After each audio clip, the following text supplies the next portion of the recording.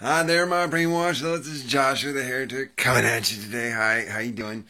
I want to talk to you today about what kind of ambition should a godly woman have? I know today every woman out there wants to go to college and get an education and then go on and get a job doing something, being completely self-sufficient and earning money and income. But and eventually having a husband and having kids and blah blah blah, but maybe not even that. Most of the time, not even that. Maybe they want a husband, maybe they want one, maybe two kids tops, and that's it. But from a biblical perspective, that's not how you should be envisioning yourself. That's not how you should be envisioning your life. A godly woman from the gate should be saying, "What kind of husband do I want?" And you should be looking for a husband that matches what kind of ambition you're interested in. Okay, so if you're interested in the Word of God, you would want to find. Well, let's say you're interested in horseback riding. You want to marry a rancher.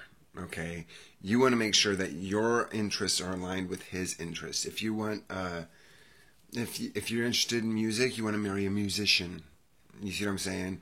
If you're interested in business, you want to have an independent business owner. You know, if you're interested in God, you marry a man of God. But the point is that you're not supposed to be of your own.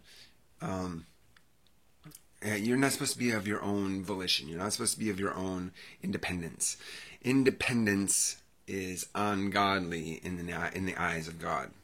No woman is supposed to be independent. So when you are seeking after a husband or seeking after your future, that's really what it should be. When you're seeking after your future should be your husband. That should be your future. Your future should be your family. And whatever your interests are, you should find a husband that reflects those interests. Because in any kind of interest that you have, marriage should be integral to that interest. Does that make sense? Woman's purpose is to be the helper of a man. And if you don't find, whatever your interests are, I don't care what your interests are, a man should be integral into that interest.